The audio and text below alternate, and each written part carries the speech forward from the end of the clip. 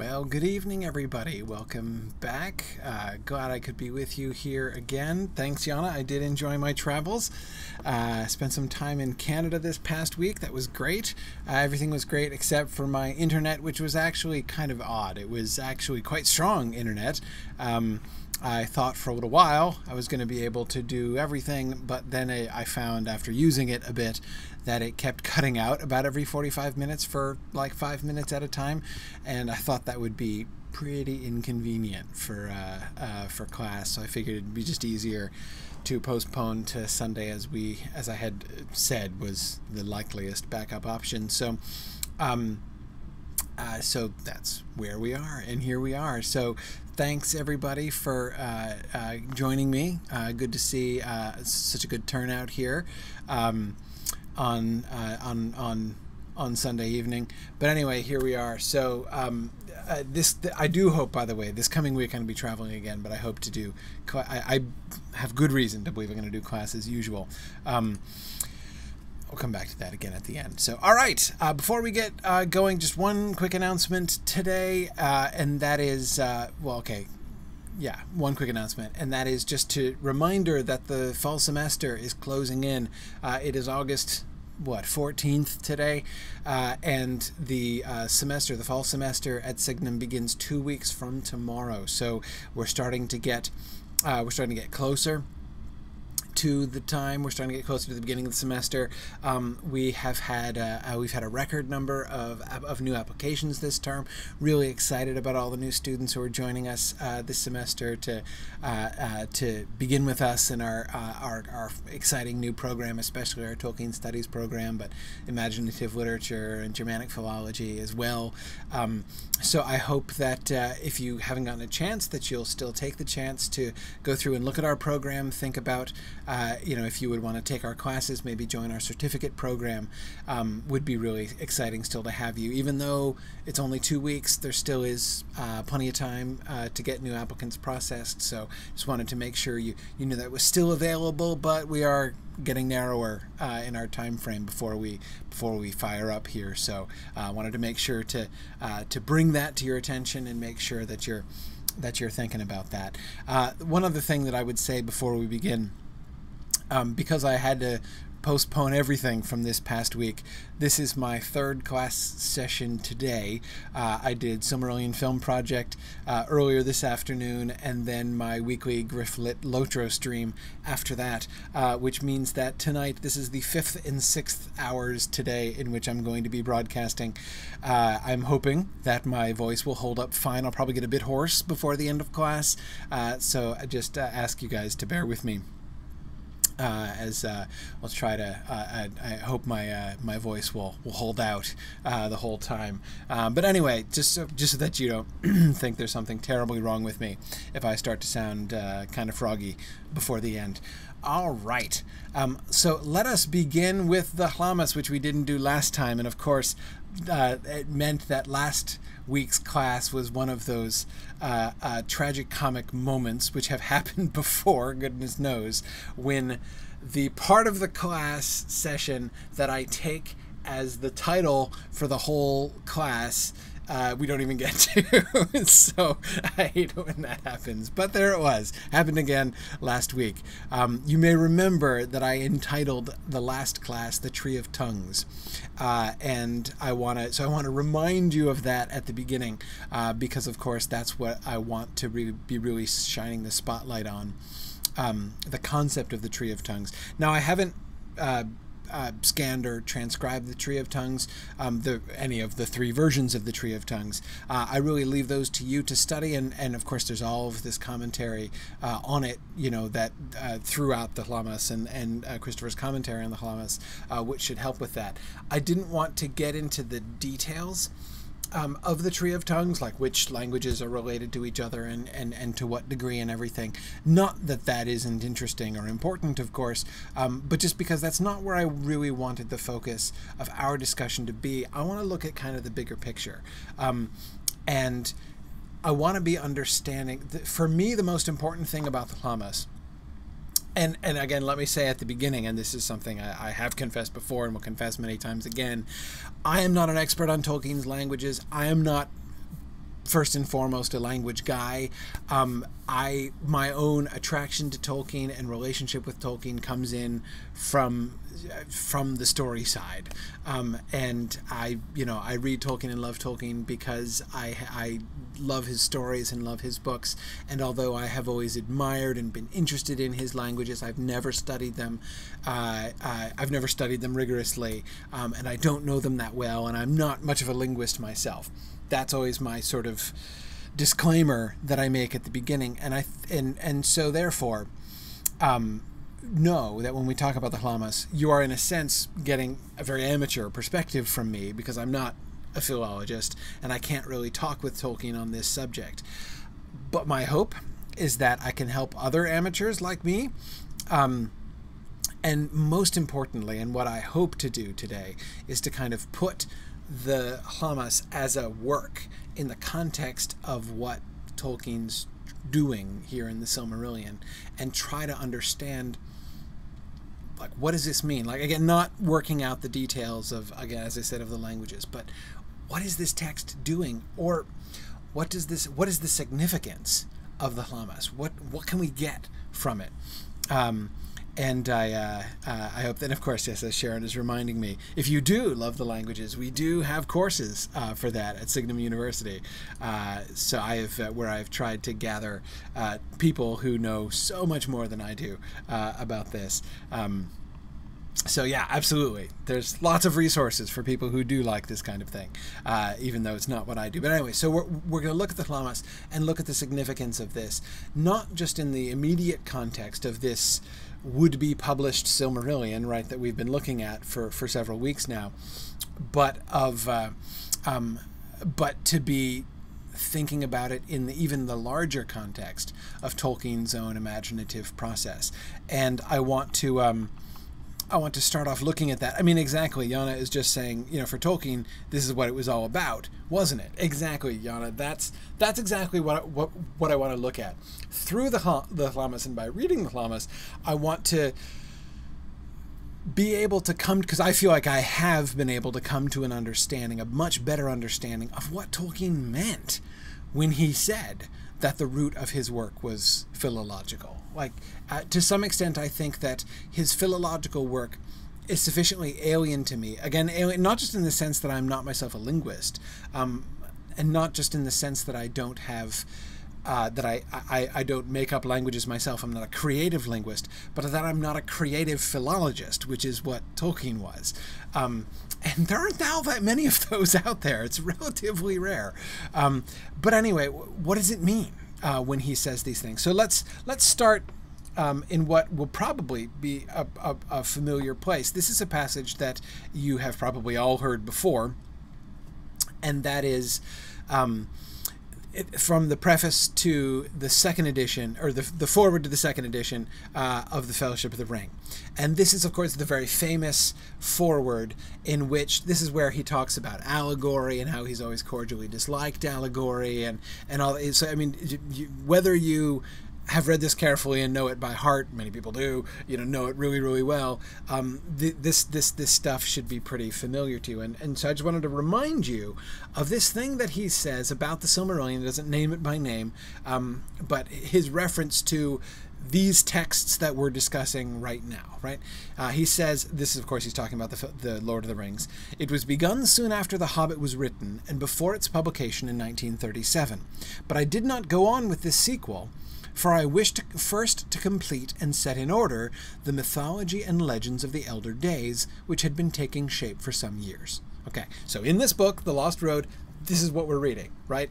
The work that he had, the fruit of his work of completing and setting in order the mythology and legends of the elder days, right? Okay. I desired to do this for my own satisfaction, and I had little hope that other people would be interested in this work, especially since it was primarily linguistic in inspiration, and was begun in order to provide the necessary background of history for Elvish tongues. When those whose advice and opinion I sought corrected little hope to no hope, and then he goes on to explain how he returned to the sequel and talked about the development of the Lord of the Rings, right? So, a couple things that you'll notice here, right? One is he says he desired to do this for his own satisfaction and had little hope that other people would be interested in this work. That might be true in a sense, but he's being a little bit shy here, right? That makes it sound like he never even sought publication. Of course, we know he did seek publication, right? So he had enough hope that other people would be interested in this work that he sent it off to the publisher, right? Who rejected it very politely and kindly, and asked him if he couldn't please write a sequel to The Hobbit instead. So I'm not saying he's being totally disingenuous here, but he's definitely sort of putting a particular spin on that situation, right? But to me, the most interesting thing is that last sentence. And what to me is interesting about this is, well, I think back to the understanding of that I always had, when in earlier days reading this, I had little hope that other people would be interested in this work, especially since it was primarily linguistic in inspiration and was begun in order to provide the necessary background of history for Elvish tongue. So what does it mean when he says, what does he exactly mean when he says it was primarily linguistic in inspiration? Okay, that's and now again, let me back up even one step further. Marie points out that it was the publisher who was one of the people who was correcting little hope to no hope. Absolutely, yeah. Really the primary voice in that conversation, Marie. Absolutely. So let me, before I return to that question of what does primarily linguistic and inspiration actually mean, back up one step further and say, I always thought this was really harsh of Tolkien on himself, really. That is or harsh on the people, the publishers and others who were saying that there was little hope that anyone would enjoy this work, and that people corrected that little hope to no hope, because I'm thinking, right, when I was reading this earlier on, I was thinking of the published Silmarillion, right? I mean, of course, right? Like the Silmarillion, this is what he's talking about, right? He's clearly, when he talks about the mythology and legends of the Elder Days, it's the Silmarillion material that he's talking about, right? So in my head, I'm picturing the published Silmarillion. And like, okay, I mean, the Silmarillion's tough, right? Lots of people try to read it and fail it. I tried to read it and fail it. I tried to read it and failed at first, right? So that's quite, but like no hope, like there's no hope that anyone else is going to be interested in it, right? I mean, really? That seems a little harsh, and it seems even a little bit strange that he would think, or even say that he thought that there was little hope that anyone would be interested in it, right? In the Silmarillion, in the published Silmarillion, right? So that was always something that I kind of, even before we got to the primarily linguistic and inspiration part of it, that whole frame was a little bit tough for me to understand. Like, was he just kind of, downplaying it? Or what? How are we able to understand that? But of course, the problem was I'm thinking of the 1977 published Silmarillion. It's not the 1977 published Silmarillion that he's talking about, right? Now, through our reading of The Lost Road here, we can know exactly what Tolkien was referring to. And looking at this set of works, the Annals, the Ainulindale, the Hlamas, the Quenta Silmarillion, and possibly the Ambarkanta from back in the Shaping of Middle-earth, it's much easier to see what he means and why he would say he had little hope that other people would be interested. And it's much easier to agree about the no hope part, especially when thinking about the Hlamas, right? It's much easier to think about that. To understand where he was coming from. Because, I mean, like, now, again, I know there's some of you who are totally into his languages, and for those of you who love the Elvish languages, the Hlamas is, like, incredibly rich, and, like, it's like the magic text, right? And I get that. I totally understand that. It's like the missing key of everything in some senses, right? I mean, it's awesome. Totally understand. But I'm not talking to you. Talking to everybody else, to all of you out there who are not totally into Tolkien's languages, you have to admit that the Hlamas is kind of tough sledding, right? I mean, yes, as Nancy Fosberg says, I love the llamas, but I would not want to be responsible for selling the llamas. Yes, exactly. I think that's a really good way to think about it, Nancy. Absolutely. So, anyway, okay, but let me go back to this other question. What does he mean when he says it was primarily linguistic in inspiration and was begun in order to provide the necessary background of history for Elvish tongues? So again, projecting backwards 20 years in my own experience, when I was reading this 20 years ago, I was like, okay, so history for Elvish tongues. 20 years ago, I'm like, okay, so there are two Elvish tongues, right? Sindarin and Quenya.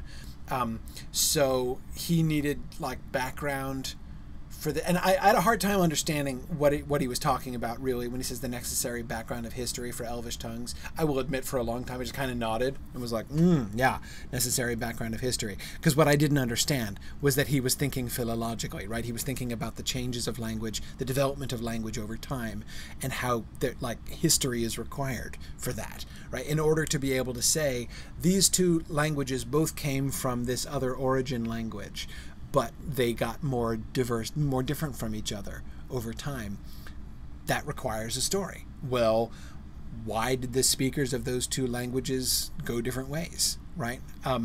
Where did they both come from that they both start from the same root, and how did they get to where they're going? That is a question that demands a story, right? So, but even when I began to understand that, I had a vastly oversimplified understanding of that. And also, I will say, I had the basic sense that he was, well, okay, I was about to say that he was exaggerating, but that's not quite fair. That when he says the stories, like the actual history and mythology, provided the necessary background of history for Elvish tongues, that like the Elvish tongues themselves might have served as the inspiration. Like, I was willing to take his word for it, that he started off by inventing languages and the history of languages, and the stories grew around that, right? But I still thought of the languages themselves as like the seed from which the story grew. So that because I had this simplified version of the linguistic situation in my head, two languages, right? Two languages, they're related to each other. How complicated could that be, right? I did not have the tree of tongues in my head. So I was, I was like, okay, so that's the germ, right? And the story puts out branches and gets more complicated from there. That was certainly my thinking. The Llamas, reading and studying the Llamas opens up in whole new worlds of understanding exactly what Tolkien means when he says that his stories, his mythology, the history and mythology of the Elder Days, was primarily linguistic in inspiration. And I hope that we'll be able to see, as we look a little bit more deeply at the Llamas tonight, how exactly that works. And I'll try to show you the difference between how I now look at this passage 20 years from, compared to how I did 20 years ago.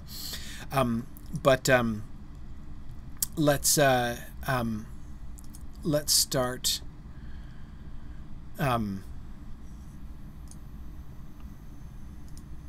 Let's start with some of the metatextual stuff. Notice the frame to begin with, right? And this is important, right? Okay, so once again, we're in Lost Tales world, right? Here's the cover page of this section, the Llamas. This is the account of tongues which Pengaloth of Gondolin wrote in later days in Tol Eressëa, using the work of Rúmil the Sage of Tún. This account Ælfwine saw when he came into the West. At the head of the page is written 3 Silmarillion, right? So again, it's very clear. This is one of the sections of the Silmarillion. So first of all, it's very clear. As we've seen, the Silmarillion was a multi-partite work, right? It was going to have these different sections, the annals. So the Llamas is one of the sections of the Silmarillion, and it's being put within the same frame, right? So we've got the work of those two Elvish scholars, right? Pengaloth of Gondolin and Rúmil, who's sometimes called Pengaloth with the ed there, and sometimes Pengalod with a D. Pengaloth of Gondolin and Rúmil of Tún, right? The Beleriandic scholar and the Valinorian scholar, whom we first met in discussing the annals here in the Lost Road. And okay, so we've got them, and we've got Ælfwine, right, the human witness who comes into the West and hears the stories and gets the texts and either sort of transcribes or memorizes the stories and records them later on. We'll come back to the frame when we look at when we move on to the Quenta Silmarillion, which we're totally getting to tonight.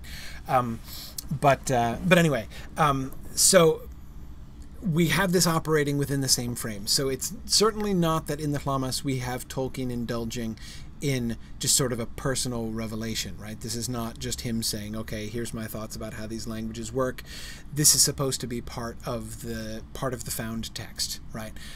The Elvish scholars themselves have been working there. You know, we have these industrious Elvish philologists who have been unraveling the interrelationship among all of the different languages. Okay.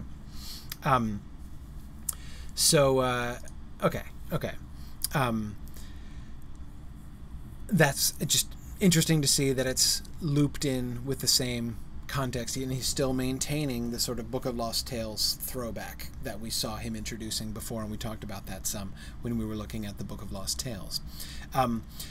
So the central content of the Llamas is the discussion of the evolution of tongues. I don't have that much to add to Christopher Tolkien's commentaries about, you know, how the languages are related to each other, and he gets really into it, and I'm not gonna talk about all the really learned stuff, but I do have a stupid question. I don't know if this same simple, well, let me say simple, it's not really a stupid question, but it's a simple question that came to my mind, you know, while studying the Llamas, and that is, wait a second, why are these languages changing over time anyway, right? I mean, like, I totally get how human languages change over time, right? One generation to another, and the different sort of cultural circumstances change over time, and as one generation succeeds another, you know, the language changes and drifts, and that makes all kinds of sense, right? Why not? Totally understand that. But among immortals, why should that happen, right? I mean, I've known lots of people, for instance, who have, you know, been born and raised with the accent of one district, are transplanted and go to live and are completely surrounded by people whose accent is quite different, and yet they retain their native accent throughout the rest of their lives, right? Because they still remember perfectly well how, you know, people spoke wherever it was that they were born and raised, right? Well, presumably the elves will all remember perfectly clearly, you know, how the languages were spoken, you know, before. So even talking about shifts that are happening over thousands of years, what's that to the immortals, right? So this seems to be a fairly obvious question, right? To kind of start out with. Let's make sure, you know, Professor Tolkien, we're understanding why is it that we're talking about language shifts at all, especially these kinds of complex and comparatively rapid and comparatively pronounced shifts in these languages among, you know, when we're talking about a single speaker, you know, like not just like a group of people, again, not a revolving population, but like you're expecting me to believe that somebody like Thingol, right, who spoke the same language with his brother Olwe, you know, and at least a very similar language to his close friend Finwë, right? And that when he meets Finwë's sons later on, they speak languages which sound totally different, right? You know, one sounds like Welsh and the other sounds like Finnish. Like, why? Why should Thingol's own language change so much? Why should, you know, the Noldor's lives change so much? Well, let's look at Tolkien's answers to these questions, because he does talk about this, and he talks about it in a couple places. The speech of the Valar changes little, for the Valar do not die. Right, neither do the elves, right? But of course he acknowledges, so notice that he begins by acknowledging the concept that immortality can and might, in fact, make a language much less varying, right? The Valar don't change their language. And the Valar, so, the language that Varda spoke, that Orome spoke when he came upon the elves at Cuiviénen is still pretty much the same language that the Valar speak now. So we do have that. He acknowledges that correlation. Okay, and before the sun and moon, it altered not from age to age in Valinor.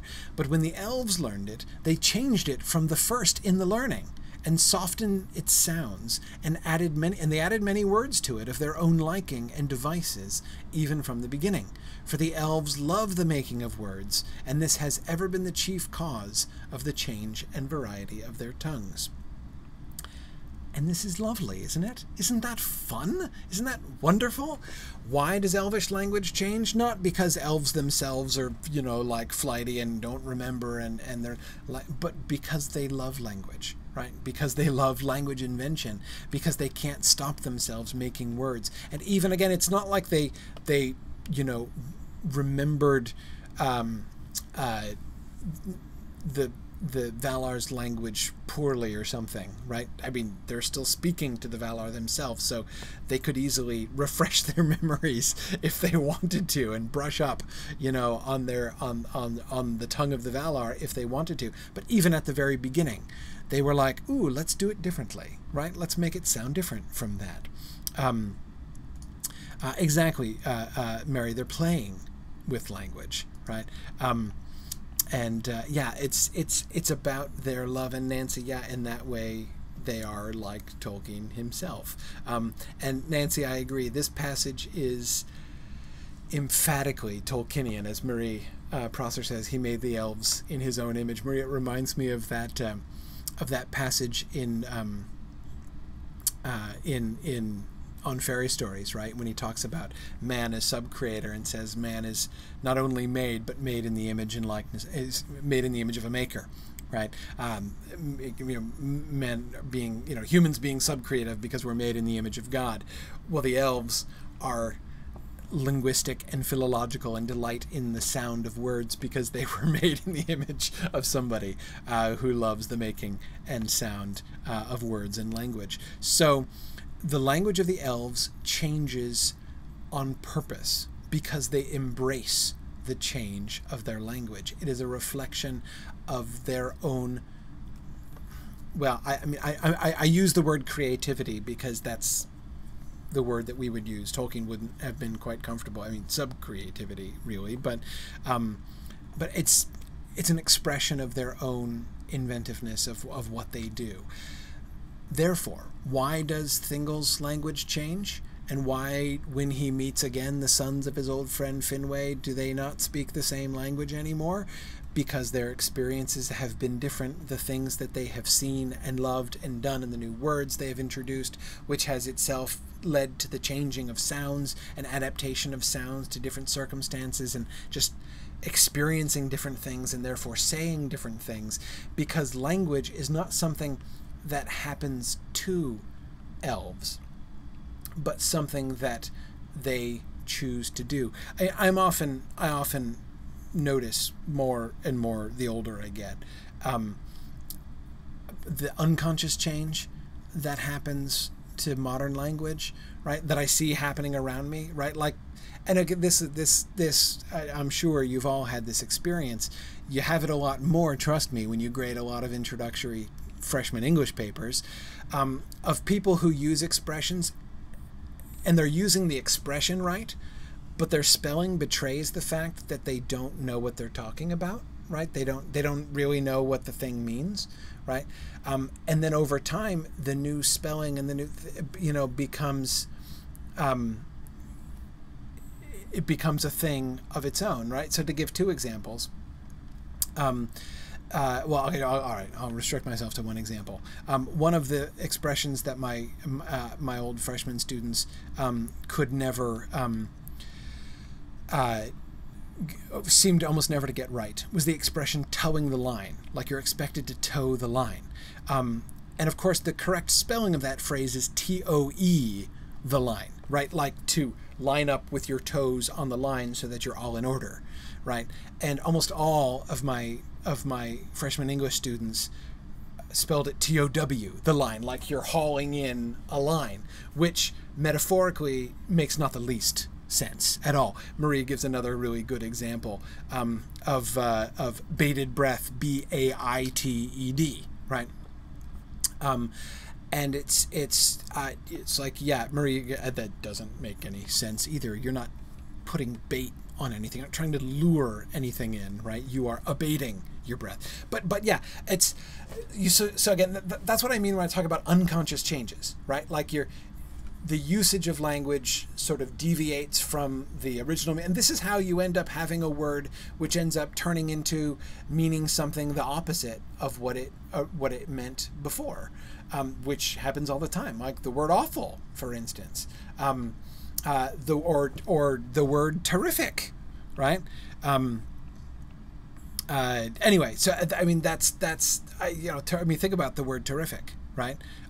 It means inspiring terror, literally, right? But that's not how we use it anymore, right? How did that happen? How did the word terrific come to mean its current modern meaning? Well, that's an inadvertent change, right? Nobody was like, let's creatively use it in this other way. It's just kind of confusion, and over time it sticks. But elves don't do that, right? The change of so again, the elvish linguistic situation, they embrace change, they love it, and they do it on purpose in order to express different things, and in order to find new ways to get, just like they're always going around naming things. It's not just like the things that are being named. It's almost like their entire experience is receiving, as they themselves mature and grow and change and have different experiences, the filter through which they are at the very least expressing, and to some extent even interpreting their circumstances, has to be modified continuously, right? And so, of course, you wouldn't expect that the language of two elves who have had vastly different life experiences and who have this attitude toward language would be the same at all. So here's another account of the same kind of thing. Their tongues, therefore, changed in the slow rolling of the years, even in Valinor, for the elves are not as the gods, but are children of earth. Yet they changed less than might be thought in so great a space of time, for the elves in Valinor did not die, and in those days the trees still flowered, and the changeful moon was not yet made, and there was peace and bliss. Nonetheless, the elves much altered the tongue of the Valar, and each of their kindreds after their own fashion. The most beautiful and the least changeful of these speeches was that of the Lindar, and especially the tongue of the house and folk of Ingwe. Okay, so that their tongues change in the slow rolling of the years. So notice the emphasis there. On the one hand, the elves are not the gods, right? They're children of the earth, which means they themselves are changeful. So again, they embrace the change of language, but here, what I hear him emphasizing anyway, is how they themselves change, right? The Valar themselves change little over time. Their language changes little because they change little, right? The elves themselves change a lot because they are children of the earth, right? And lest we think that the changes in their language happened sort of surprisingly quickly, he sort of says, well, like compared to human languages, they changed quite slowly, right? I mean, the elves are over in Valinor for a long time. Remember the Annals, right? The elves are over there in Valinor for thousands of years. Think about how much, think about the change from Latin to the Romance languages that happened in 1,000 years, right? Think about the difference between modern English and English, the Anglo-Saxon English of 1,000 years ago. The Elvish languages had much more time than that, and yet, they changed. Exactly, Marie. English has changed a lot since 8800. So he is saying, compared to human languages, they change really slowly, but they do still change because the elves themselves are changing. So remember, this is in the Undying Land. He's talking about it. He's talking about the elves of Valinor, right? In the Undying Land is not a land of stasis. The elves remain children of Earth even when they're living in Valinor and among the gods, right? Among the Valar themselves. Even though, and this fact, which is again a kind of thing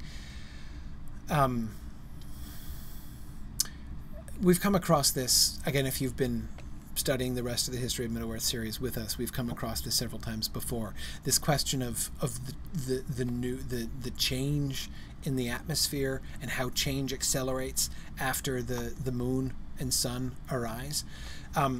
And I mean, I don't know about you, but when I read those things, I was never quite sure how metaphorically to take that, right? You know, like, okay, does he mean that at that point the world kind of like the pace of events accelerate, right? So things, I mean, just as we saw like the Annals of Valinor and their long years compared to the quick pace even of the extended, revised, longer, 200 years longer selection of the Annals of Valinor, of the Annals of Beleriand, right? That stuff happens more quickly. Events really get rolling when the sun and moon rises, and so therefore it seems really breathless, you know. So when even the Valar perhaps look back on time since the rising of the sun and moon, they're like, wow, boy, that seemed to pass in a snap, right, compared to the long lingering days of the trees. But he clearly means more than that, right? He doesn't just mean that it seems like time passes quickly or that events come to pass more frequently. He means there is some actual influence to increase the pace of change. The elves themselves change more, their languages change more quickly after the sun and moon rise than they did before. What is precisely the mechanism of that? What kind of power or influence do the sun and moon have, or in what ways has Iluvatar brought about a change to sort of the nature of the cosmos? You know, it's not, he doesn't spell out the mechanism exactly, but he does seem to suggest, and the Lammas, I think, makes it clearer than most of the other references we've gotten like this, that he really means it quite literally. That change happens more, and things actually move quicker and change and age and die faster after the rise of the sun and the moon than they did beforehand. And of course, the least changeful, of course, the most beautiful and the least changeful of the speeches of the elves was that of the Lindar, who are going to be called the Vanyar later on, right? The folk of Ingwe. Why should it make sense that it's the most beautiful and least changeful of the speeches? Well, of course it makes sense, right? Because Manwë is the poetry guy, right? So he's the one who specializes in beautiful speech, and they hang out with him a lot, right? So beautiful speech, right, would make sense that their language itself, not just the poetry that they make with their language, but that their language itself should be the most beautiful. And it makes sense that it would be the least changeful, because they are the ones who are sort of most in tune with the Valar, and it would make sense that you would expect the Lindar, who will become the Vanyar later on, to be sort of keeping their speech closer, to be altering it less from the speech of the Valar than the rest of them did. So, okay, you know, that sort of makes sense. And this is, of course, part of this. He moves on from here to talk about the story of how Quenya began and how this language became the sort of elf Latin, right, that we get referred to. And Marie Good, yes, they also have least interaction with the other peoples. That also would make sense as to why it would also be another reason why it would be least changeful, because it had a smaller number of influences. Okay, let's go back to my question from before. The histories and the mythology and histories of and legends of the elder days were primarily linguistic in inspiration, right? Is he exaggerating there? What exactly does that mean? How far down does that go? Again, is it just the languages and the concept of the language shift serving as the seed for the larger stories, and then they grow and get more complicated? Or how far down can we really go with that? Well, let me look at a very specific example here. And this is the stuff where I find the Lammas most illuminating, even for non-linguists. It is elsewhere told how Sindo, brother of Elwë, who I think, people talk a lot about Turin's names and how many names that Turin has, but when you look historically, when you start with reading with the Book of Lost Tales and go through, I think Thingol wins for largest number of names and variants of spellings and everything. Tinwelland, Tinway, Linto. Anyway, yeah, Tinwelland is kind of cool, Nancy, I agree. But anyway, so now he's Sindo. Okay, how Sindo, brother of Elwë, lord of the Teleri, strayed from his kindred, and was enchanted in Beleriand by Melian, and came never to Valinor. And he was after called Thingol, and was king in Beleriand of the many Teleri, who would not sail with Ulmo for Valinor, but remained on the Falasse, and of others that went not because they tarried searching for Thingol in the woods. And these multiplied, and were yet at first scattered far and wide between arid Linden and the sea, for the land of Beleriand was very great, and the world was then still dark. But in the course of ages, the tongues and dialects of Beleriand became altogether estranged from those of the other Eldar in Valinor, though the learned in such lore may perceive that they were anciently sprung from Telerian. Okay. All right, so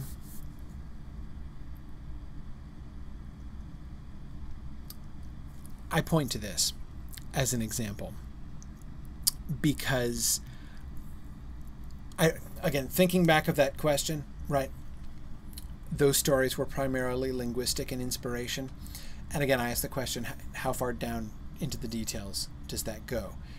When I read something like this in the Llamas, in the context of the Tree of Tongues, right, you've got to go back to the Tree of Tongues.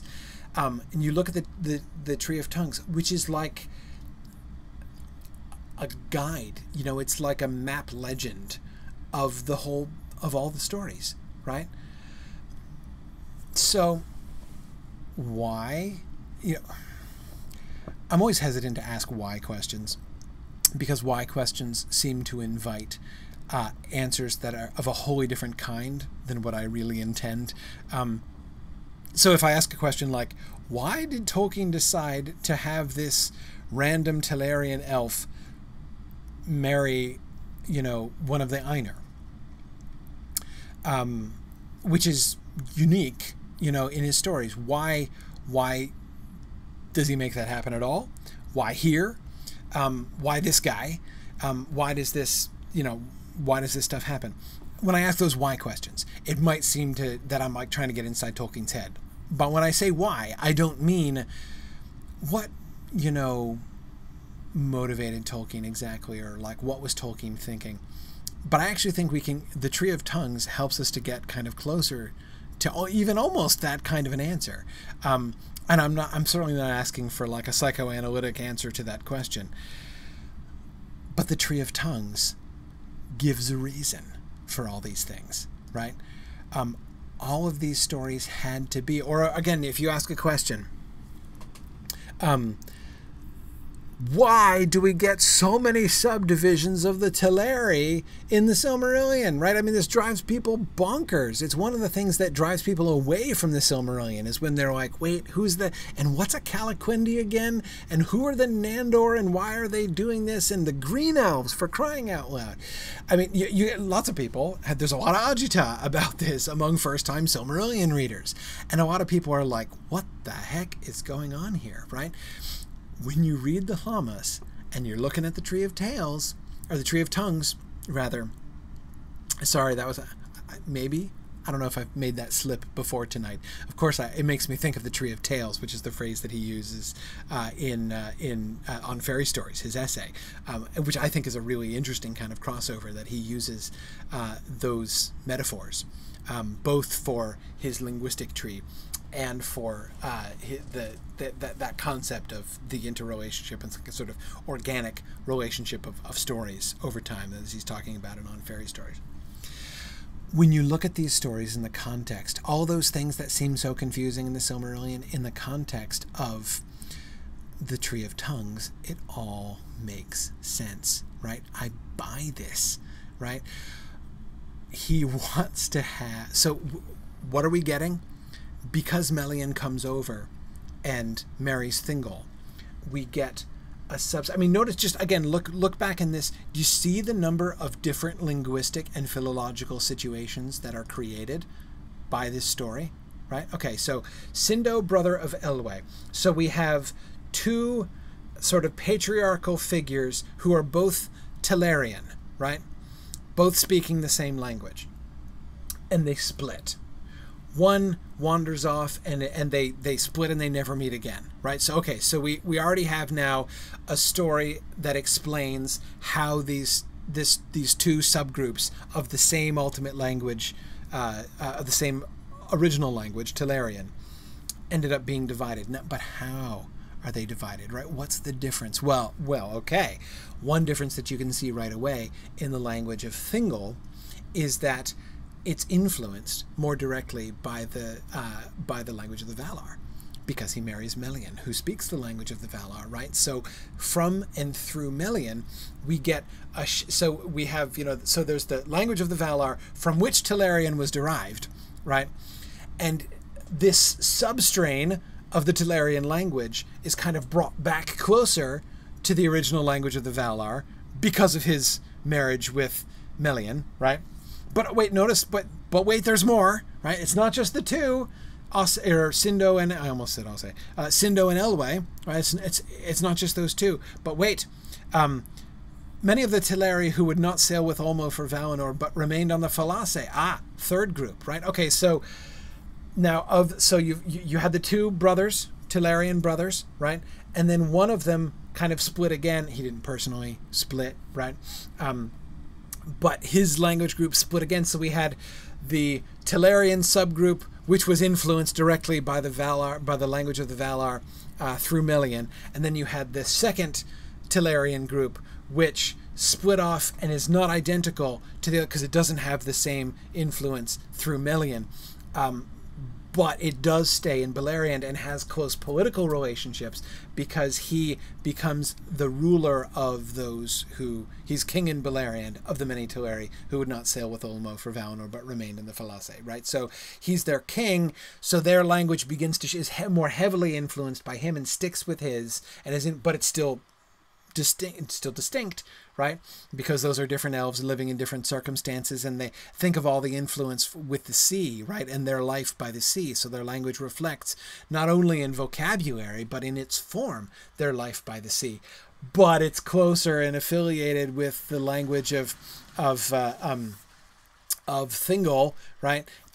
And Melian. But then you've got still that original strand of Tolarian, which goes with the brother, right, the other brother, over into Valinor, and now it's living in Valinor, and it's going to develop in a third and different way. So the Tree of Tongues, it's like the key to all this. We can see him lay these things out. We can see the different strains of these different languages and what's influencing which and how those work.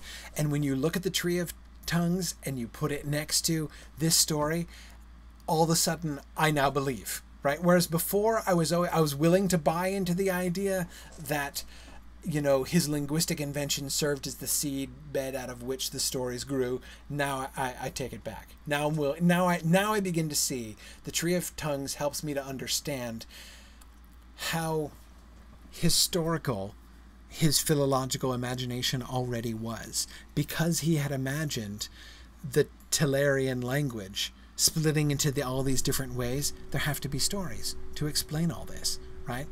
And so can I believe that he made the Tree of Tongues first and then the stories emerged out of that? Yes, I can believe that.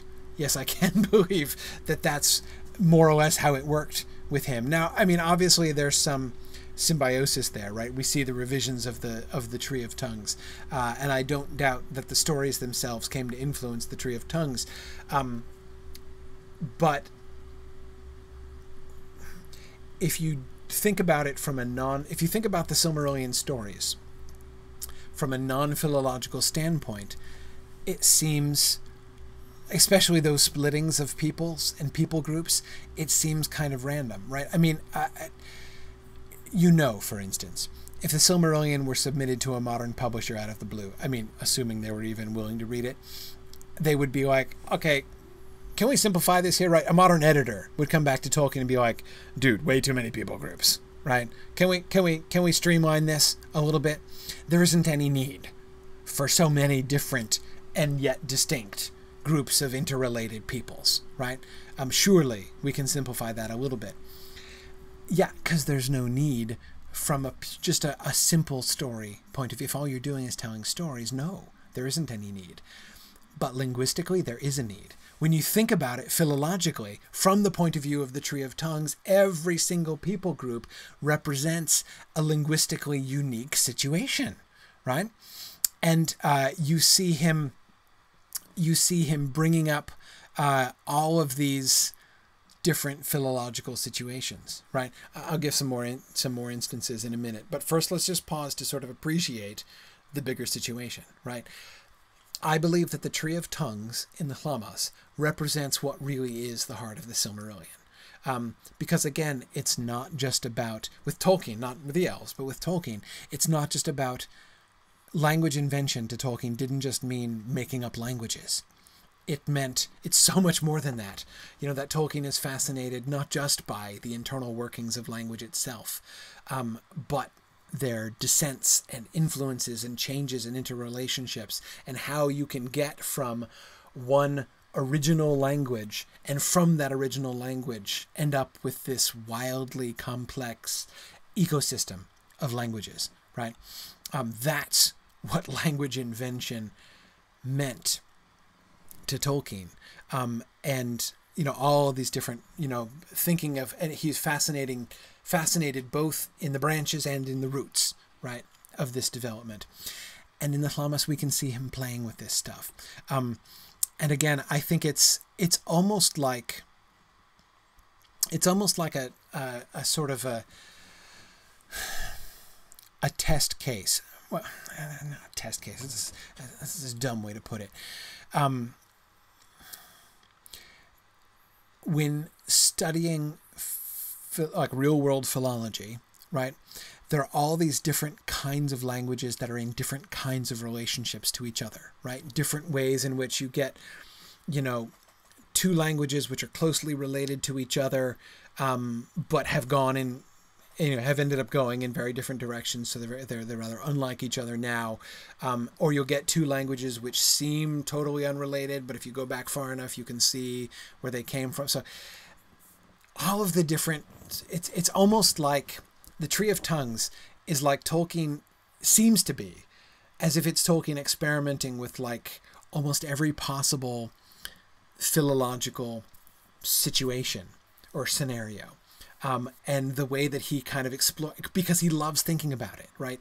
Start with an original language and then see like, well, but what if this happened? Oh, and what if this happened, right? Let's do them, you know, changing because they were removed geographically. And how would that work out philologically? That'll be fun to play with, right? So again, remember this is all from an invention standpoint, right? So, hey, won't it be fun to do two languages, you know, to show how these two languages would have developed when they were geographically separated? But that's not enough, right? What about all this other richness of possibility? Again, the ones that are separated by geography, but not that much geography, and there's a political affiliation, so it's going to be different, but not that different. How would that look, right? And what if this one over here that's influenced by this other thing, right? And so in the Llamas, we end up with this fascinating set of scenarios which sound like, you know, just like fun philological scenarios, and which themselves now suddenly justify what seemed like an entirely unwarranted story complication. My number one example of what seems like a completely unwarranted complication in the story is the Green Elves. Now, I don't know about you, but the more carefully I study these texts here, the Llamas and the Annals and stuff, the more I've come to hate the Green Elves. So I'm like, wait, who are they again? And you know how many times he's changed his mind about they're the Danites and the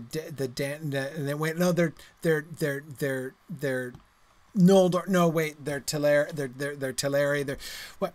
And again, when you just read it, in the Silmarillion, again, it's one of those things which seems like, again, if I were a modern editor, I'd be circling that bit. Like, okay, man, like, So we have this set of green elves, you know, the green elves are this set of Teleri who separated from them originally with Lenwë, but then later on some of them came over anyhow. Why do we need them? Why couldn't they just come over in the first place, right? Like, what's the point of the green elves? And I'm not saying they don't occupy a unique place in the story. Of course, they do occupy a unique place in the story. But when you read the Llamas, the uniqueness of their position and the utility of their existence is much, much more clear, right? Okay. About the year of the Valar 2700 and nearly 300 years of the Valar ere the return of the gnomes, while the world was still dark, the green elves, that were called in their own tongue Danas, written over heavily and struck out Danyar, Quenya Nanyar, thank you very much, the followers of Dan, came also into eastern Beleriand, okay, fine, and dwelt in that region which is called Osiriand, the land of the seven rivers, beneath the western slopes of arid Lindon. Okay, this folk was in the beginning of the Noldorin race, but is not counted among the Eldar, nor yet among the Lembi, for they followed Orome at first, yet forsook the host of Finwë, ere the great march had gone very far, and turned southwards. But finding the lands dark and barren, for in the eldest days the south was never visited by any of the Valar, and its sky was scanty in stars, this folk turned again north. Their first leader was Dan, whose son was Denethor, and Denethor led many of them at last over the Blue Mountains in the days of Thingol.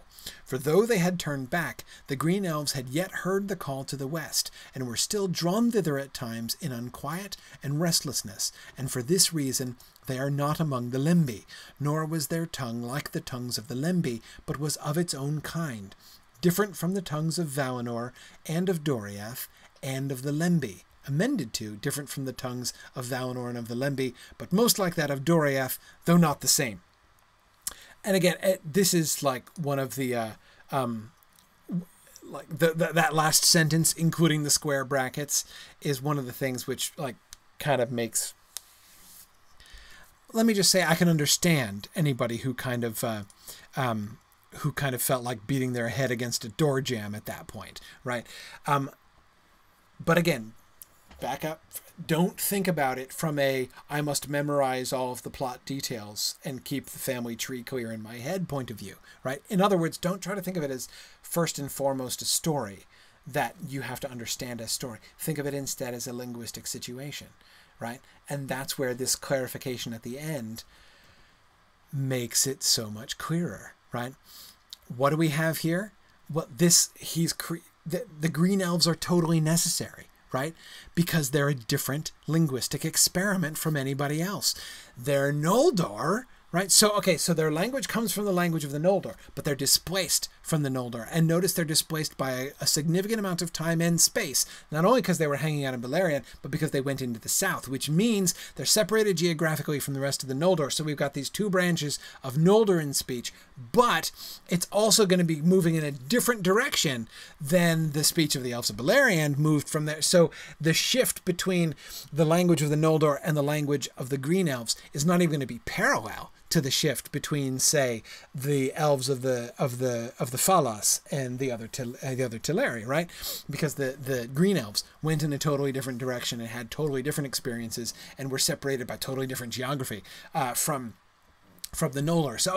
So we've got that situation already. So we didn't have this sort of breach within the Noldor, right? We have lots of breaches within we have lots of different subcategories of the Teleri, but now we bring them back up, right? And so their language is unique, right? It's not like the tongues of the Lembi, not like the tongues of which will later be called the Avari, pretty much.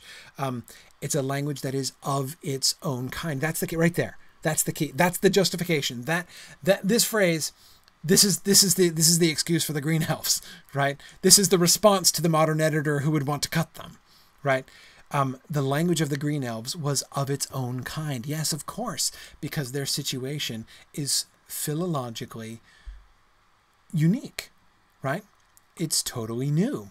So they come from Noldorin, and yet they return to Beleriand, and so they're going to be heavily influenced by the Sindar of Doriath, right? So the deviated Telerian language of the Sindar is going to have a heavy influence on them, especially since they're not only kind of under the kingship of Thingol, but then we're going to get the connections with Beren and Luthien later on, right? As they're going to be called the people of Luthien. So, okay. So you see how the you know, we already have Beleriand as this like a sort of laboratory, this like linguistic laboratory of the development of different dialects. We're already looking at that a little bit, like with the elves of the Falas versus the Sindar, right? Versus the other Teleri who didn't stay, right? Oh, but it's better, right? On top of that, we add this deviated subgroup of Noldor, right?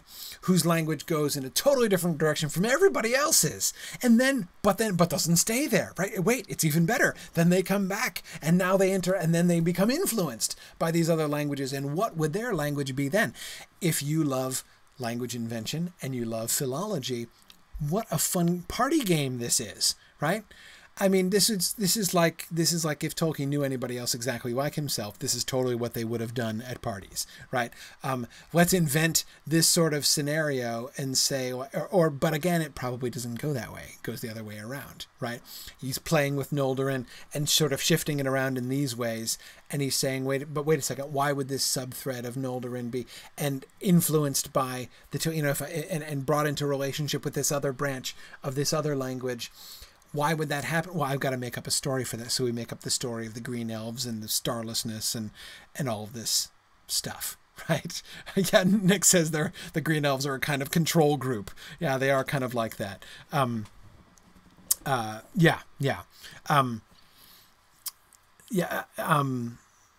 Nancy is saying it's weird that they're most like the language of Doriath, though, since they're Noldor. Well, except it's very heavily influenced by Telerian, right? So it comes almost to conform to the Telerian, but it's not the same, right? Most like that of Doriath, but not the same. It's not the language of Doriath because you can tell that it came from a Noldorin root, right? But if you're coming from the point of view of the Tree of Tales, again, all of this makes sense. Why we need all of these different groups, all of these different peoples, makes perfect sense because each one of them represents a unique linguistic and philological situation. Each one illustrates a different and fascinating linguistic, sort of state or stage of linguistic evolution, right? And how much fun is that? Yeah. So anyway, and again, looking at this stuff in the Lammas more carefully. Now, again, I buy it. I totally buy it. That he had, he was like playing with Noldorin and it went in and took it in this direction and is like, hey, what happens when you combine Noldorin and Telerian, right? Ooh, look at this other thing that we get, right? Wow, but who would speak that language? Well, all right, I got to come up with a reason why we've got these people speaking this language, right? This really fun Noldorin, but like Doriath Telerian hybrid thing that I've made, right? So he comes up with the Green Elves and so in a sense, I'm willing to believe that basically the story of the Green Elves was forced. A modern editor might read this and be like, this seems a little bit contrived, right? Like, why do we need this totally separate people group coming in, with this complex relationship to everything else? Why can't we just make this a little more streamlined, right? Well, no, because it's needed to represent the linguistic complexity that Tolkien had already been giving it. But wait, there's more. Right? It's not just that we have the stories of the elves, which seem to come from these, these complex imaginings of the interrelationships between different languages. But again, let's because that's not enough. This still is only one subcategory of philology, right? In doing this, we're still just thinking about how these languages split and influence each other over time. But wait a second. What about this? Of other tongues than the Aromian speeches, which have yet some relationship therewith, little will here be said. Orquin, or Orquian, the language of the orcs, the soldiers and creatures of Morgoth, was partly itself of Valian origin. for it was derived from the Vala Morgoth. But the speech which he taught he perverted wilfully to evil, as he did all things. And the language of the orcs was hideous and foul and utterly unlike the languages of the Kindi. But Morgoth himself spoke all tongues with power and beauty, when so he wished. Yeah. Karita says, ever get the feeling you're hanging out with someone who has a brain that works way differently from your own? Yes, Karita, and believe me, I have that experience with Tolkien all the time. I love Tolkien, and I have always loved Tolkien. I have never loved Tolkien because I felt he was a kindred spirit. I've never... There are some writers whom I read and I have the experience of saying, like, I feel like this person thinks exactly like me. I take to this, it feels completely organic. Like, this person gets me, right? And for me, that author is C.S. Lewis. C.S. Lewis's prose clicks with my mind just seamlessly and incredibly easily. Tolkien's never has. That was never my experience with Tolkien. With Tolkien, I've always felt that I was in the presence of something very other than me, and very foreign to me. But of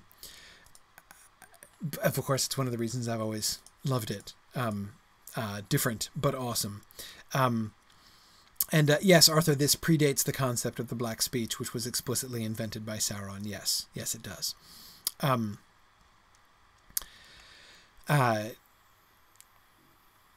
Okay, so anyway, so you see what we get here, right? A language which is on the same tree as the Elvish languages, but different from the root, way back in the root. Not derived from any of the Elvish languages, but derived directly from Valian, right? So just as the elves, the Aboriginal Elfish language was derived from Valian, the language of the Valar, so Orcish also was. So ultimately, they come from the same root. But let's imagine. So again, here we see the imagination. The invention of a philologist, right? Let's imagine a root which is totally separate, right? Which, again, not a root, rather, that's totally separate, but a stem that is, whose development is completely unique and uninfluenced by the Elvish languages and takes a different course. Well, we'd need a reason for that, right? We'd need an excuse for that. We need a story to explain how this other language, because that's a thing, right? To have this language that's separated way out at the very beginning, right? Well, why would it, right? And why would it be so different, even though it had a similar root? Well, it's Orc language, deliberately perverted into evil by Morgoth. So notice, like, the amount of fun that this opens up, right? For our for the amount of fun that a self-indulgent philologist can have here, right? What is an evil language like, right? How do you make a language evil? Well, we can play with that, right?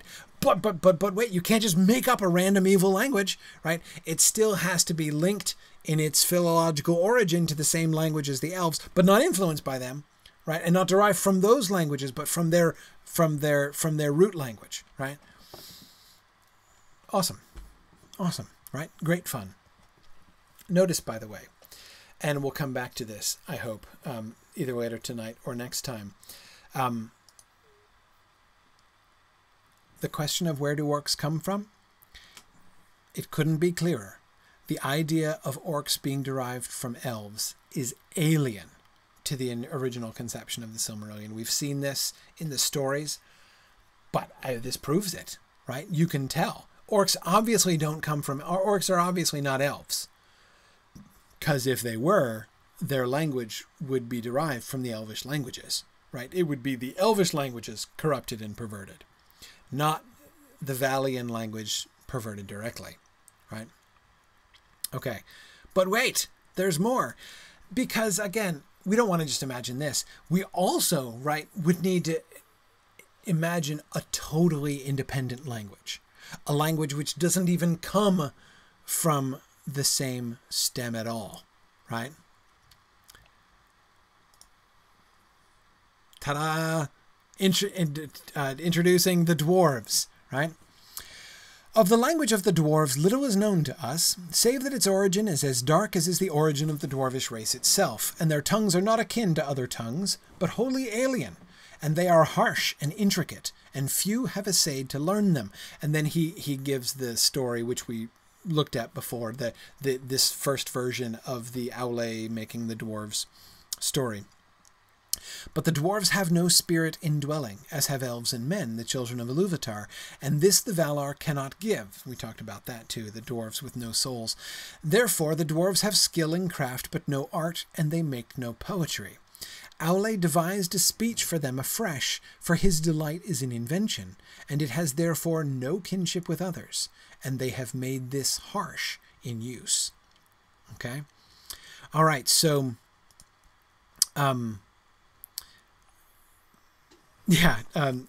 Arthur points out that a chat room observation here, that Tolkien spends a lot of time and energy on orc language, but doesn't think or talk about orc reproductive biology or theology or anything like that. We get nothing else. I was talking about this question.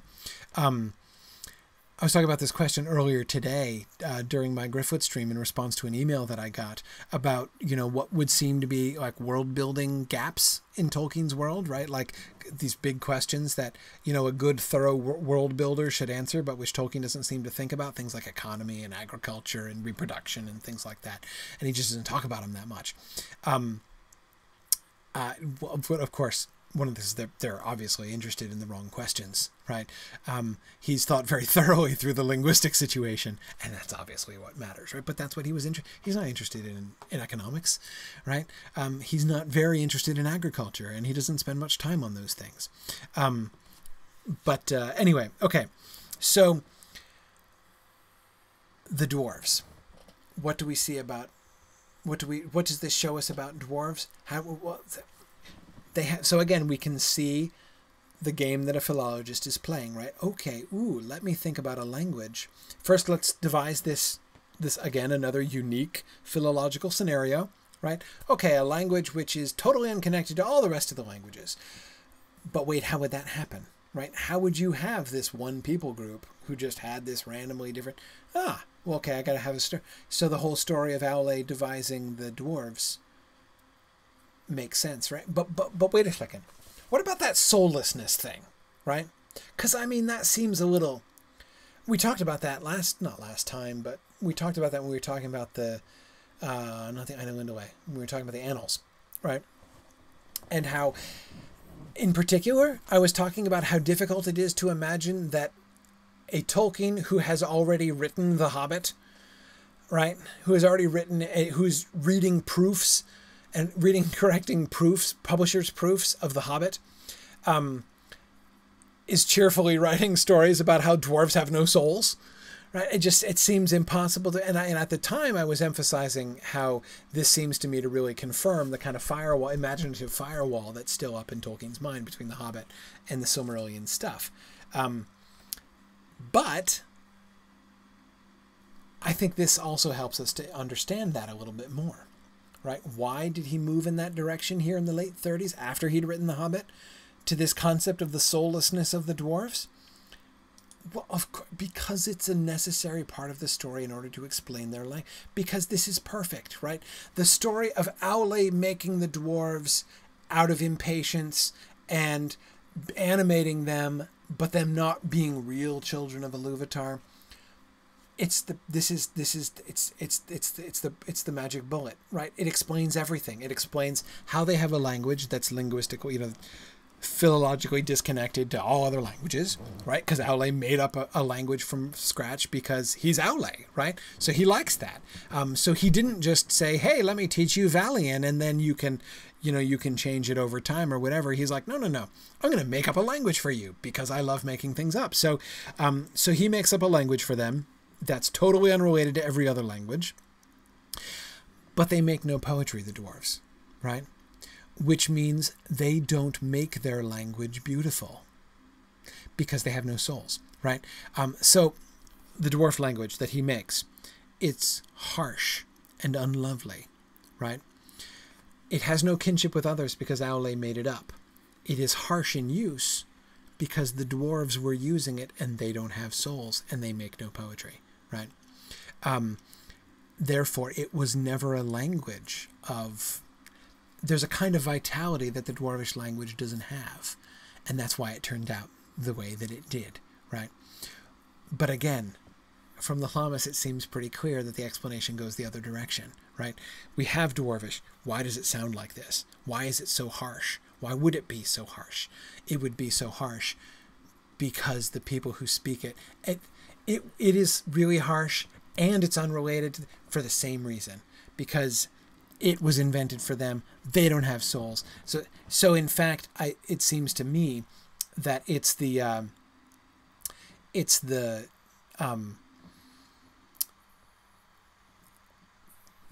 development of like the linguistic situation of the dwarves' language in the Llamas that is influencing what we were reading in the annals. Why now all of a sudden dwarves don't have souls? That was never a thing before. Dwarves were evil before. I mean, they were children of Morgoth originally in the Book of Lost Tales. They were just monsters, you know, like dragons and dwarves and giants and other things. You know, and Balrogs. So they're not evil anymore. But now they're soulless, where they didn't used to be soulless. Well, again, because it explains the linguistic situation. So, okay, cool, fine. Nancy, he does change his mind about this. Nancy's wondering, does he go back and make changes to the language to reflect this? I would have to imagine he did.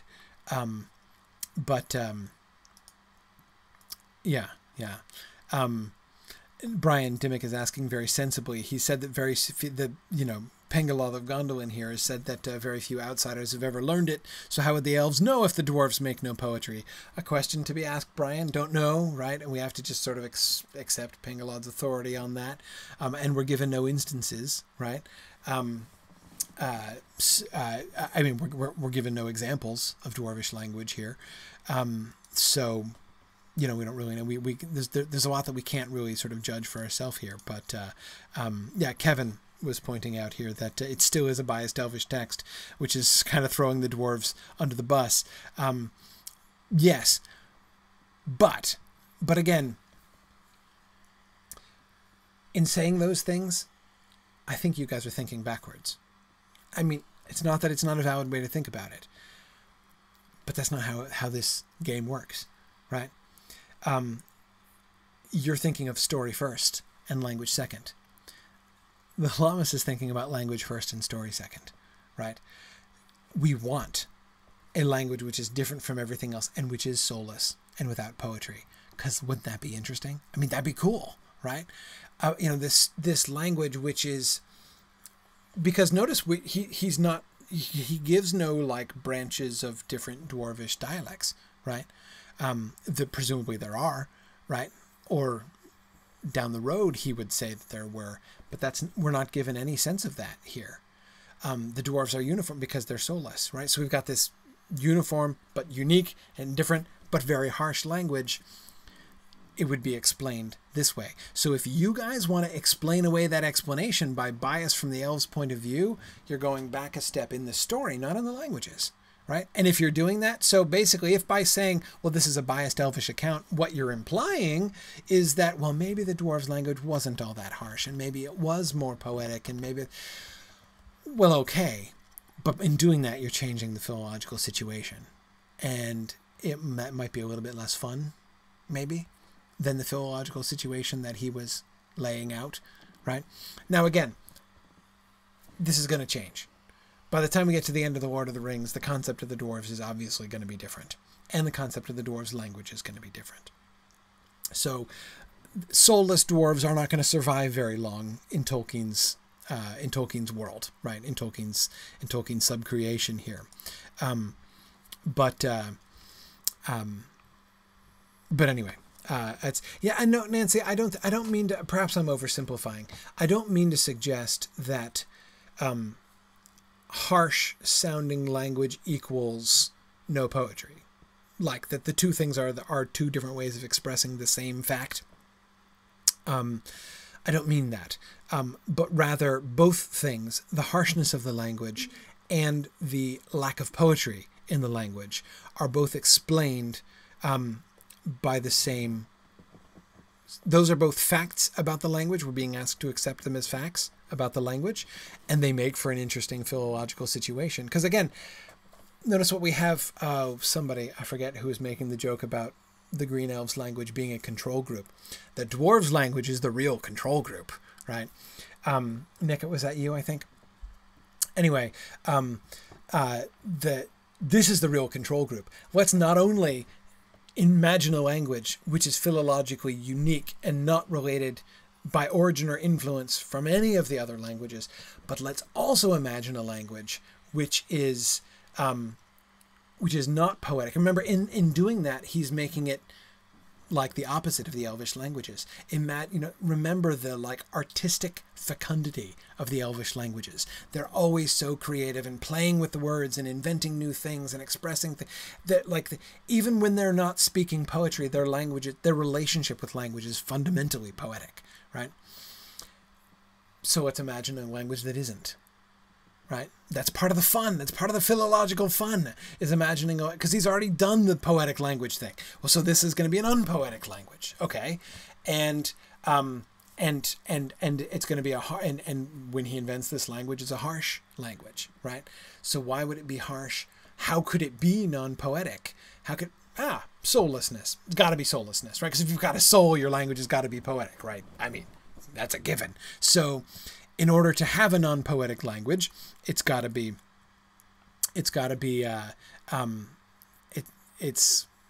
spoken by a soulless people, right?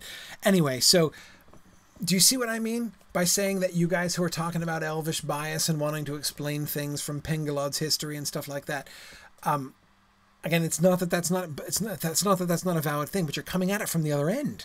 You're not thinking about the language first and the story second. You're thinking about the story first and the language merely as an embellishment of the story. It's the Llamas which finally convinced me, not only of the fact that he really meant it when he said that it was primarily linguistic and inspiration, but furthermore helped me imaginatively to comprehend, just to be able to envision what that would be like, right? What it would be like to start with language and have the stories grow from that, rather than have the languages grow from the stories.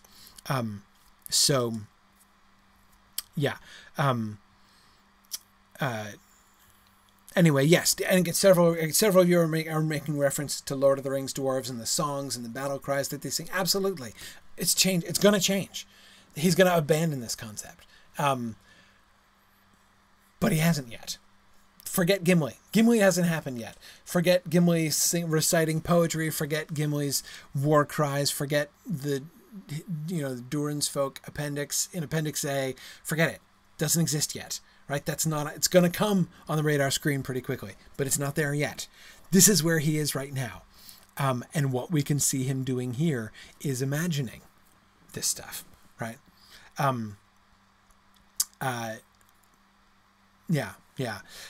James Stevens asks, were the stories changing over time because he was making changes to the tree? I have to think they were. I absolutely have to think they were. For instance, James, why do the Green Elves cease to be Noldor in origin and become Teleri? Right? Did he do that just to kind of streamline the story? I doubt it. Right? I have to imagine that the story changing from the Green Elves were originally Noldor who separated off and came back to, they are a subset of the Nandor who crossed over the Blue Mountain, who left where the rest of the Nandor lived between the Misty Mountains and who didn't cross the Misty Mountains. These are the ones who eventually made it to Beleriand. James Stevens, I would bet that happened because he made the alteration in the Tree of Tongues and then reworked the story in order to reflect the new version of the Tree of Tongues that he was working with. So I feel confident that some of the evolutions in the story happen because he made changes to his concept of the interrelationships of the languages.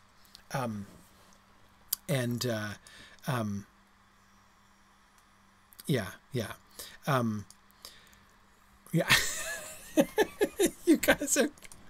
You guys are awesome. I'm not able to do justice to like the furious dwarf apologetics that are going on in the questions. And I love it. You guys are awesome. And I share your love for the dwarves and your outrage in the idea of soulless dwarves. And I absolutely agree with you that Thorin and company as they're depicted in The Hobbit are way more fun than soulless dwarves.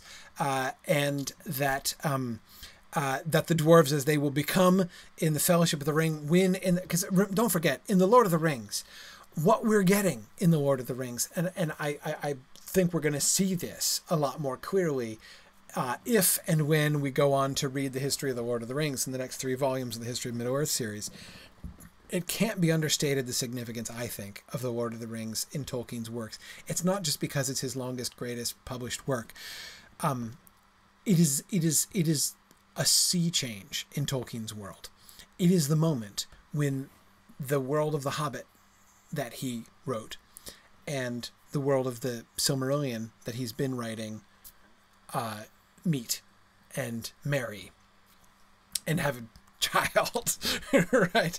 When they really become integrated into a full story, and the outcome of the Silmarillion stuff, this kind of awkward stuff that we're reading. I mean, awkward in the sense of, again, can you imagine a published book, right? With the Annals, the Hlamas, the Ainulindale, and the Quenta Silmarillion, as we're seeing it in The Lost Road. You know, imagine that on the bookshelves. That thing married to The Hobbit, and the product is this work of exceptional, remarkable genius, the greatest work of literature of the 20th century. But this is why it's so cool studying the Silmarillion stuff here. We know The Hobbit. This is the other half of it, and really understanding where this came from and how this came to be. So anyway, so that's where we're going. But you have to, Arthur says, is this a case where the dwarf story marries up? Yeah, in a sense. Forget The Hobbit, forget The Lord of the Rings for a second. Just forget it. Again, I come back to the fact that the guy who wrote The Hobbit, the guy who wrote the deathbed scene of Thorin Oakenshield, could then, within years, again, he's possibly putting down his pen, right, from writing the paragraph here about soulless dwarves in the Hlamas, and okay, he's probably keeping his pen in his hand, but he's putting that aside, and then he's picking up the proofs, right, the publisher's proofs of The Hobbit, and going through and rereading and doing final edits of Thorin's deathbed scene, right? I mean, we're not talking, so, you know, no separation here, right? This guy how could Tolkien, how could any author who had just written The Hobbit even think of the idea of soulless dwarves, right? How do you go there? What could possibly make him think, even briefly, that was a good idea, story-wise, right? The Tree of Tongues is what makes him think that, because he is first a philologist and second a storyteller, not first a storyteller. Yes, those of us who love the story and who love the characters are like, oh, story, characters, we can't possibly leave that behind, right? And so we fight tooth and nail, as you guys have been fighting tooth and nail, against leaving the dwarves behind and entertaining this idea of soulless dwarves who have no poetry, right? That leap that you are so reluctant to make, why could he make it, right? How is it that he could do?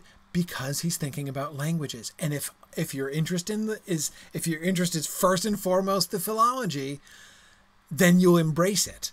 At least embrace the possibility, because it's cool philologically, right? I mean, wow, how much fun to try to invent a language with no poetry, right? I mean, it's like you know, a really good play. Like, I can do this with one hand tied behind my back, right? I can imagine this wholly different thing. I mean, it's pretty cool, or rather, really interesting, right? And fun from that enormously, very, very deeply geeky philological point of view. Okay, so, but again, this is why I point to this as, an illustration of what Tolkien means and how much he means it when he says that the history and legends of the elder days were primarily linguistic in inspiration, right?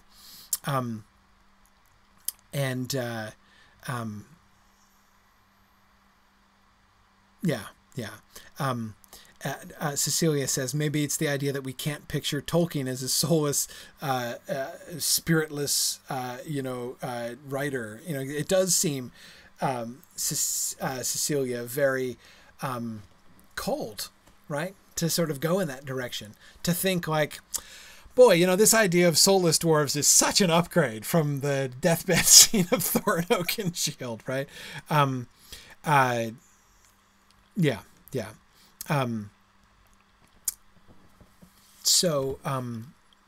Marie says, there's Esperanto, the constructed language. Does anyone write poetry in Esperanto? They must, but I imagine he wanted Dwarvish to be a conlang, exactly, constructed language, rather than a natural language. Exactly, Marie. And that's he loved Esperanto. He loved the concept of Esperanto, right? He loved this, so he wanted to play, that's what he was doing, right? It's like the thought experiment of making an inorganic language compared to an organic language, right? What would that be like? That's fun. If you're a philologist, that's fun. And you might find that sufficiently fun to be willing to subordinate, as he was. I mean, again, we have this text right in front of us, which shows he was willing to kiss goodbye to Thorin and company. You know, he's willing to say, yep, dwarves have no souls, because that would explain how you could get a soulless, poetryless constructed language, right? Now, Marie says, but all of his invented languages are technically conlangs. Exactly, but that's the other part of the experiment, right? How to make a constructed language which doesn't work like a constructed language, which has some of the dynamism of a real organic language, right? That's the biggest part of the fun, which is why the Elvish family tree is so big and complicated, and the Dwarvish family tree is sterile and singular, right? Anyway, but it's the fun, right? But that is the primary fun. That's the root of all fun of Tolkien's writing. And in a sense, I think the resistance that you guys have been showing me, and I'm sorry, I'm not hitting all of your remarks, and I'm not doing justice to all of the impassioned appeals I am receiving in defense of the souls of dwarves. It's all of these things are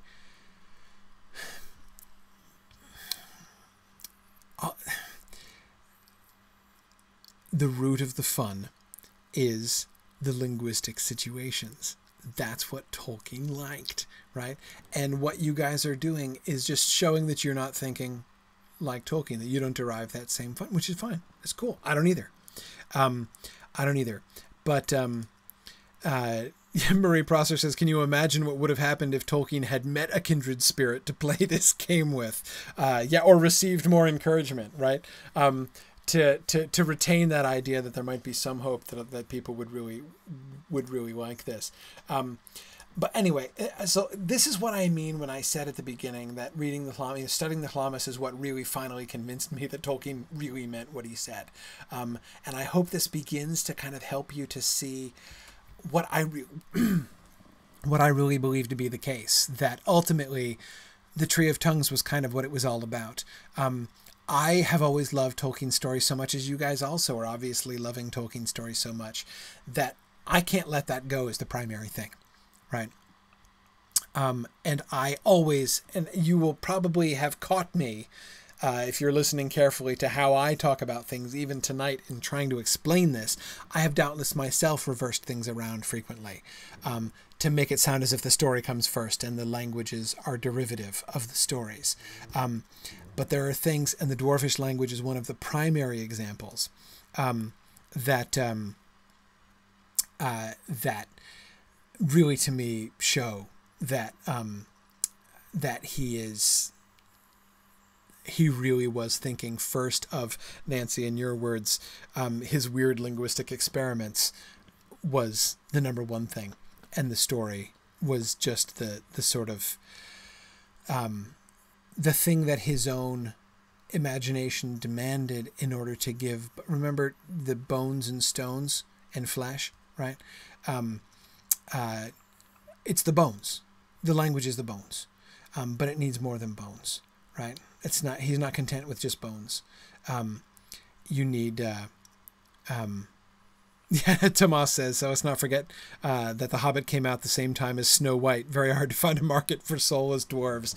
Yeah. And the relationship, of course, between The Hobbit and Snow White is an interesting thing all on its own.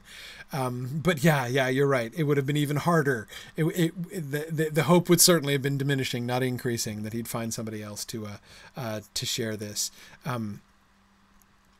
Cecilia asks, do I think that Tolkien would really be frustrated with us because we don't see the story from the language point of view first, imagining him shaking his head at us, maybe saying, you just don't get it? Or would he just sigh and be tolerant of us? See, Cecilia, I don't think it's like, because the thing is, I don't think he was pure philologist all the time. It's not like he didn't like the stories, right? It's not like the stories, like the language is the dessert and the stories are eating his vegetables, right? It wasn't, I don't believe that. Tolkien was himself too much of a poet. The language is the primary thing. I'm very willing to believe that the language is in the driver's seat, but it's not the whole thing. It's not at all the whole package. Again, just like Alboin wanted the flesh as well as the bones, so Tolkien wants the flesh as well as the bones. So it's certainly not, I don't think he would be simply saying, oh, you guys just totally don't get it at all.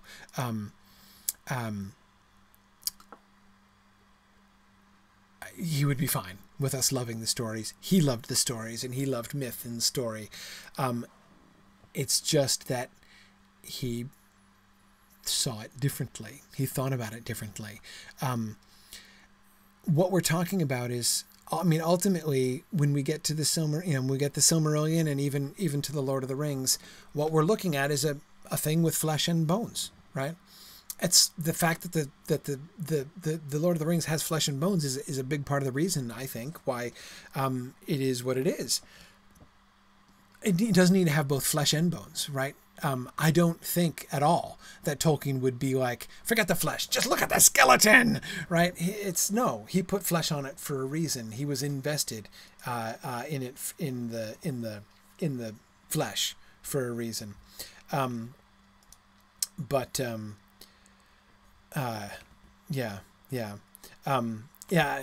James comes in with a quote from Tolkien's letters. Thanks for this, James.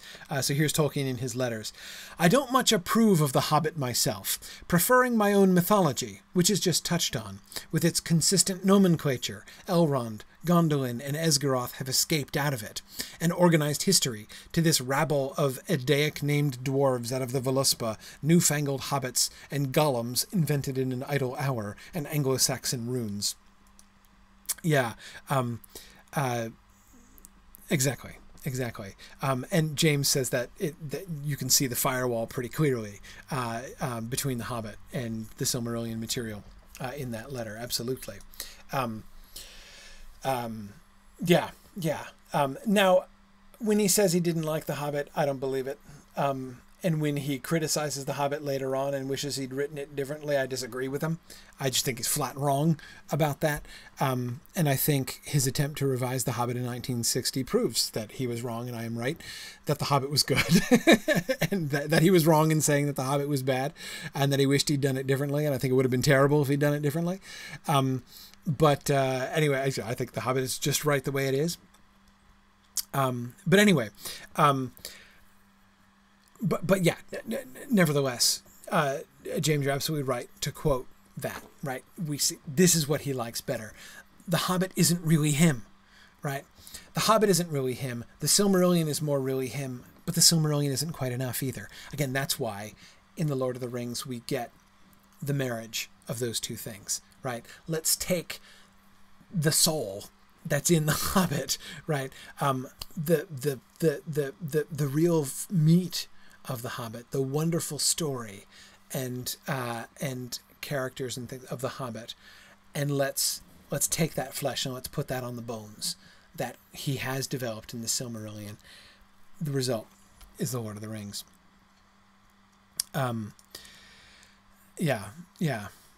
Okay, so one more point before we leave the Llamas behind.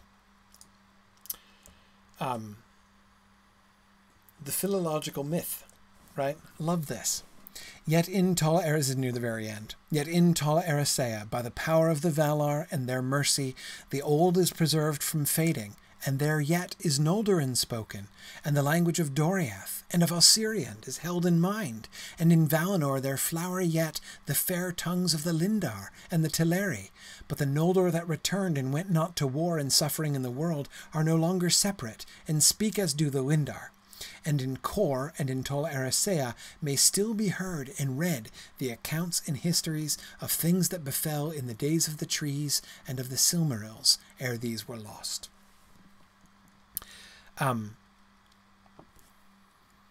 Note a couple things here. First, notice how the trees and the Silmarils get dropped in there at the end, and the mythic power that those references have at the end of that paragraph, right?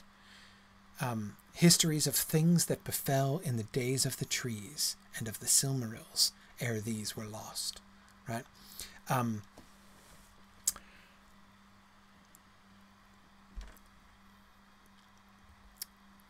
So we have these big mythic story concepts, right? But they are context of this linguistic myth, this philological myth, right?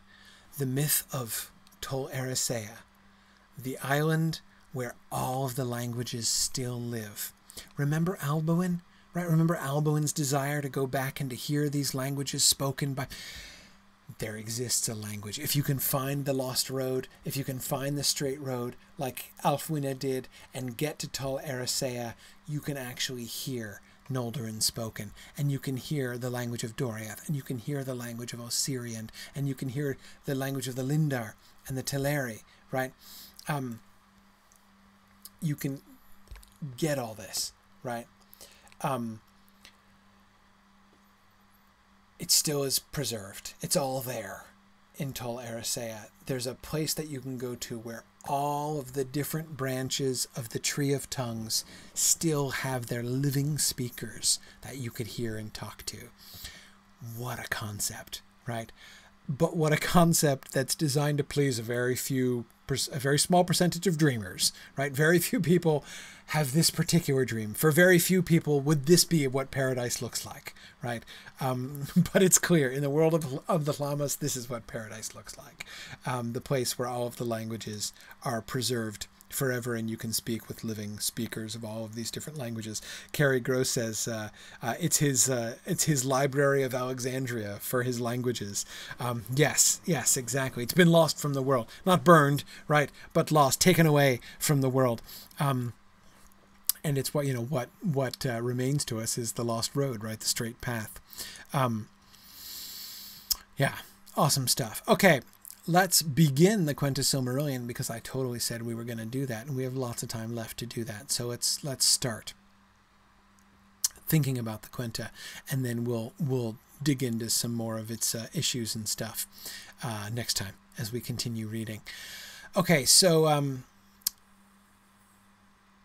first let's just remember what this text is and where it came from. Exactly, those of you who did the Shaping of Middle-earth class will remember this. Remember the history of this. It started as a purely utilitarian summary. He was sending somebody a copy of the alliterative lay of the children of Húrin, and he wanted to give them a background, right? He wanted to give them a little synopsis of the mythology so that it would understand the names that are referred to and the stories that are alluded to during the course of the poem of the children of Húrin. So it was literally a utilitarian summary, just a précis written for somebody else to contextualize a different work.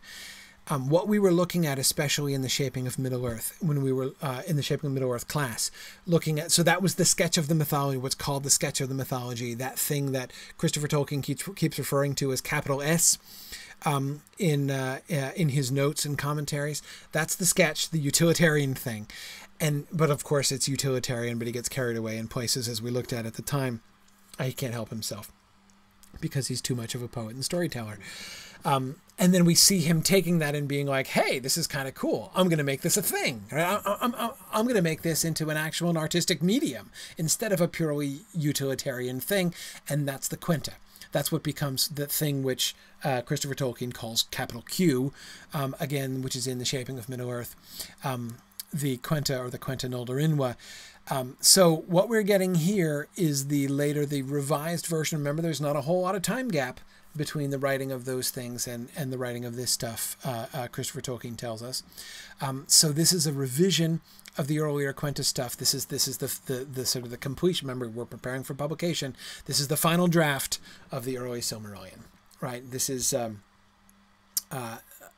so fascinating, of course, that he chooses this. But let's look at how he contextualizes it. I said we'd return to this, and by golly, we are. The title page of the Quenta Silmarillion manuscript, or one of them. The Quenta Silmarillion. Herein is Quenta Noldorinwa, or Penas in Galaith, or History of the Gnomes. This is a history, in brief, drawn from many older tales, for all the matters that it contains were of old, and are still among the Eldar of the West, recounted more fully in other histories and songs. But many of these were not recalled by Ariel, or men have again lost them since his day. This account was composed first by Pengelod of Gondolin, and Ælfwine turned it into our speech as it was in his time, that is, Anglo-Saxon, adding nothing, he said, save explanations of some few names. So now we have the fictional history of the Quenta. Why is it that we've taken like what was a utilitarian plot summary and turned it into an, like, why is this now the Silmarillion, right? Well, it makes sense, right? Because how do the elves do things? Like Tolkien does, right? What did Tolkien do? He wanted to tell the big stories, right? The Lay of the Children of Húrin, the Lay of Leithian, the other poems that he started and didn't finish. So these other the full versions of this is all in these history and songs. That's where you can find it. You need to get you need to hear the Lay of Leithian. You need to hear the Lay of the Children of Húrin in order to really get the full stories.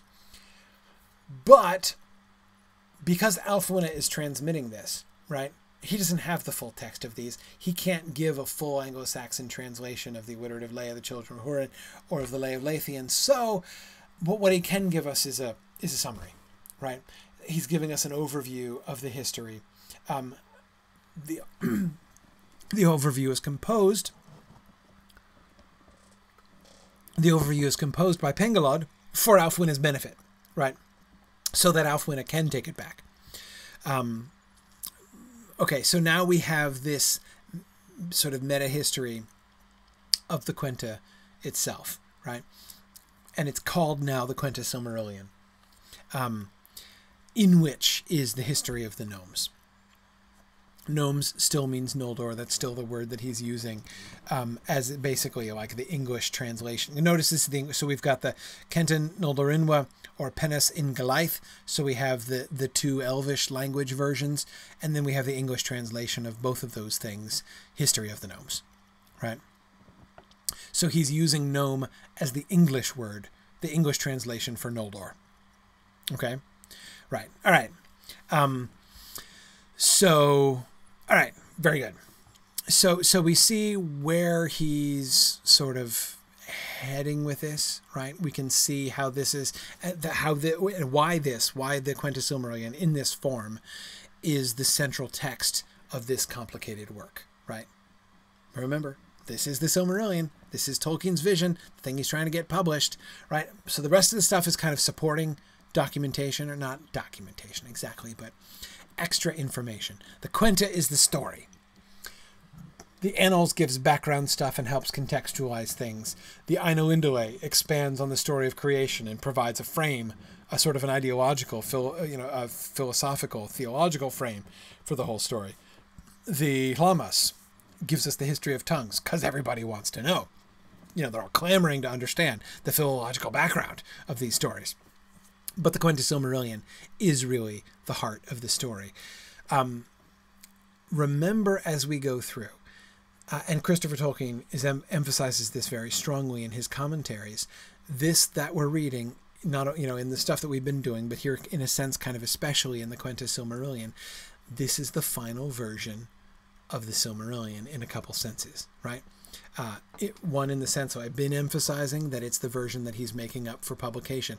This in Tolkien's mind, this is the end point of the last 20 years of his life. He's been working out and revising this story ever since he was in the war, right? And it's now the 30s, and all of this stuff is coming to fruition, right? This is the final version of all that stuff that he's bringing it all together. But this is also the final version of the Silmarillion in a second sense, which is that big chunks of what we get in the Quenta and in the Quenta Silmarillion are the final state of this stuff. You'll recognize a lot. If you know the published Silmarillion really well, as we read the Quenta Silmarillion, you'll recognize a bunch of stuff, right? When you recognize long patches of text which are identical to the text of the published Silmarillion, or nearly identical to that text, it's because a bunch of that stuff is, he's never going to do a full version. So even when he does come back to it after the Lord of the Rings and decides to kind of open up the Silmarillion and redo and revise a whole bunch of things, some of this stuff he's never going to write out again. He's never going to get to it. We dealt with this in the last class when we were reading the Fall of Gondolin story in the Quenta, not the Quenta Silmarillion here, but in the Quenta back in the Shaping of Middle-earth. And we were talking about how big sections of the description of the Fall of Gondolin sounds exactly like what's in the published Silmarillion account of the Fall of Gondolin. And our first reaction might be to say, wow, Tolkien didn't change his mind about that stuff at all, right? He kept, there it is. It came out in the early 30s, and by golly, when he died and when the published Silmarillion is published posthumously, it's still exactly like he said it back in the 30s. No, that's not the situation. The situation is he was revising the lot. He just didn't get to that bit, right? He, as Christopher explains in his commentaries, which is why you should read the commentaries. Christopher explains in his commentaries, the published Silmarillion sounds like the Quenta in that section because the Quenta is that time in the early 30s is the last time he ever got to the actual Fall of Gondolin. He never wrote another full prose account. He never gets to it because he keeps going back and starting over again at the beginning. He never gets to the actual description of the battle and the destruction of Gondolin in any other account. So when Christopher Tolkien is trying to put together the Silmarillion, he knows Tolkien was planning to change it in certain ways, but he doesn't have any of Tolkien's words telling that story the way that he was later envisioning it. So he goes back to the only words that he puts in the published Silmarillion, the only words that he has, which are the ones from the Quenta. So in that sense also,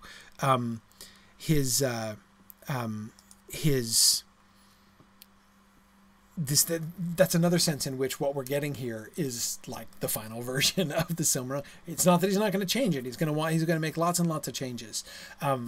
But his preparation for publication here is about as thorough, is almost as thoroughgoing as he's ever going to be again in his entire life. So he's going to come back to this, but you know, this is just about as close to publication as the Silmarillion's ever going to get in Tolkien's lifetime. Okay. Now, all